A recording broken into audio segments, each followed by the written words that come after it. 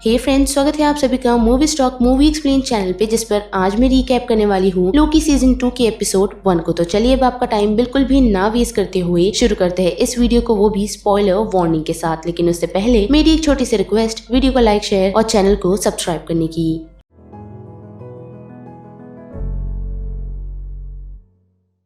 तो सीजन 2 की शुरुआत हमें वही टीवीए के अनफेमिलियर वर्जन से दिखाई जाती है, जहां लोकी मोबियस से भाग रहा है क्योंकि मोबियस लोकी को पहचान ही नहीं रहा, जिस कारण लोकी बालकनी से जंप कर देता है और उसकी लैंडिंग एक लाइन कार पर होती है। और उस कारण ही हू रिमेन्स के लगे हुए स्टैचू पर थोड़ी सी खरोच आ जाती है, जिससे वो लोग वापस टीवीए के एक फ्लोर आ पहुँचते हैं, जहाँ फिर से एक और शख्स से एनकाउंटर होता है जिसे वो जानता है, लेकिन केसी उसे पहचान ही नहीं रहा। पर हाँ, लोकी के उस एक्सीडेंट के कारण टीवीए में लगा हुआ एक मॉनिटर जमीन पर गिर जाता है, जिससे फ्लोर में थोड़ा सा क्रैक आ जाता है। साथ ही लोकी ये भी नोटिस कर पाता है कि केसी भी उसे नहीं पहचान रहा, लेकिन वो कुछ रिएक्ट करे उसके पहले ही वो फिर से टेलीपोर्ट हो जाता है, जिस एक समय में कोई भी लोकी को पहचानता नहीं और दूसरे समय में सभी लोग लोकी को जानते हैं। तो अब लोकी कहीं और टेलीपोर्ट नहीं हुआ, बल्कि उसी सेम रूम में टेलीपोर्ट हुआ है जहाँ उसका एनकाउंटर फिर से केसी से होता है। और साथ ही वो फ्लोर पर उसी क्रैक को नोटिस कर पाता है जो मॉनिटर के कारण हुआ, जिससे लोकी को ये समझ आ जाता है कि वो पास्ट और बार बार प्रेजेंट में ट्रैवल कर रहा है, जिस कारण अब वो जल्द से जल्द मोबियस को ढूंढना चाहता है, वो भी प्रेजेंट के टाइमलाइन में। लेकिन केसी उसे कोई भी आंसर दे उससे पहले ही लोकी फिर से वैनिश हो जाता है, जिसके बाद ये सारी बातें जाकर केसी मोबियस को बता रहा होता है। तो हम देख पाते हैं कि मोबियस और हंटर B-15 मॉनिटर में ये चेक कर रहे हैं कि किस तरह टाइमलाइन बुरी तरह बिगड़ चुकी है। और केसी की इन्फॉर्मेशन देने के बाद मोबियस जैसे ही लोकी का पता लगा रहा होता है, तो उतनी ही देर में उसे वॉर रूम की मीटिंग के लिए बुलाया जाता है, क्योंकि रेंसलेयर अभी भी मिसिंग है। और जैसे ही वो दोनों वहाँ से निकलते हैं, तो हम देख पाते हैं कि फिर से केसी की मुलाकात लोकी से हुई है, जिसने उसे बताया है कि मोबियस किस तरफ बढ़ा है, जिस कारण लोकी भी उस तरफ निकलता है। और हम देख पाते हैं कि लोकी वॉर रूम तो आ पहुंचा है, लेकिन प्रेजेंट के नहीं बल्कि पास्ट के। साथ ही वो उस रूम में नोटिस कर पाता है कि ही हू रिमेन्स के काफी सारी फेसेस बने हुए हैं, वो भी वॉर रूम के वॉल पर।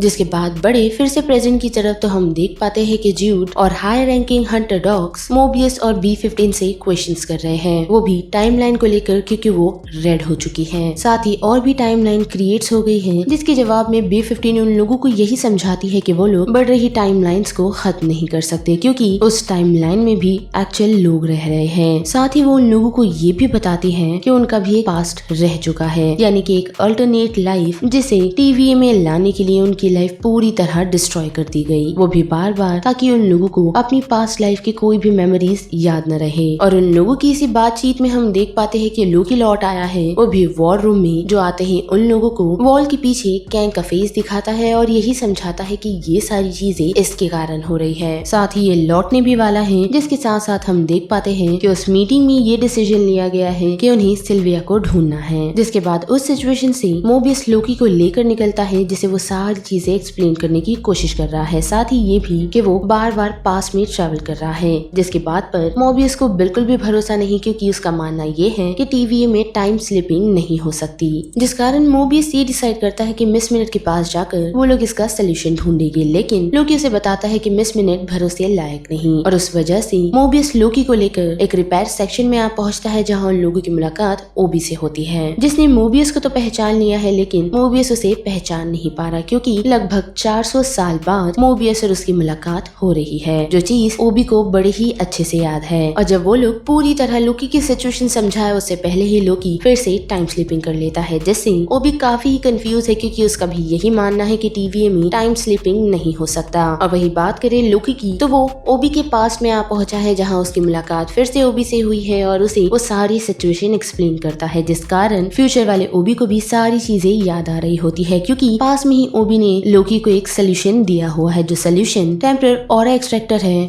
और उस एक्सट्रैक्टर को लेकर मोबियस को टेम्परर लूम में जाना होगा, जो काफी खतरनाक है, क्योंकि वक्त रहते अगर मोबियस लौटा नहीं तो उसकी जान भी जा सकती है। यानी कि सिंपली मोबियस को टेम्परर लूम में जाकर लोकी को प्रॉपर टाइमलाइन में एक्सट्रैक्ट करना है, जो चीज प्रेजेंट में मोबियस को समझ आ चुकी है, और साथ ही लोकी भी लौट आया है। पर उसी दौरान वो भी नोटिस कर पाता है कि उसकी लाइट फ्लक्चुएट कर रही है, जिसके बारे में मोबियस उसे बताता है कि पूरे टीवीए में लाइट्स ऐसे ही फ्लक्चुएट कर रही है, जो चीज ओबी के अनुसार बिल्कुल ठीक नहीं, क्योंकि काफी सारा दबाव टाइमलाइन पर पड़ रहा है जिससे वो प्रेशर झेल नहीं पा रहा। और अगर उन लोगों ने वक्त रहते ये चीजें रोकी नहीं तो पूरी टाइमलाइन डिस्ट्रॉय हो जाएगी, जिसके लिए वो सभी को टेम्पररी रूम में ले जाता है, जहाँ जाकर उन लोगों को टाइमलाइन के साथ साथ लोकी को भी ठीक करना है, वो भी दिए हुए वक्त में। क्योंकि अगर उन लोगों ने टाइमलाइन को ठीक नहीं किया तो ये टेम्पररी लूम ज्यादा प्रेशराइज होकर डिस्ट्रॉय हो जाएगा। लेकिन टेम्पररी लूम को ठीक करने से पहले ओबी लोकी को ठीक करना चाहता है, क्योंकि लूम तो बंद हो जाएगी लेकिन फिर वो लोग लोकी को वापस नहीं ला पाएंगे। साथ ही 100B15 से लोकी को पता चलता है कि सभी लोग सिल्विया को ढूंढने के लिए जा रहे हैं, जिसके लिए लोकी को भी जाना है, लेकिन पहले वो सभी उसे खुद को ठीक करने के लिए कहते हैं, जिसके लिए लोकी टाइम स्लिपिंग करेगा तो उसे वहाँ खुद को खत्म करना होगा,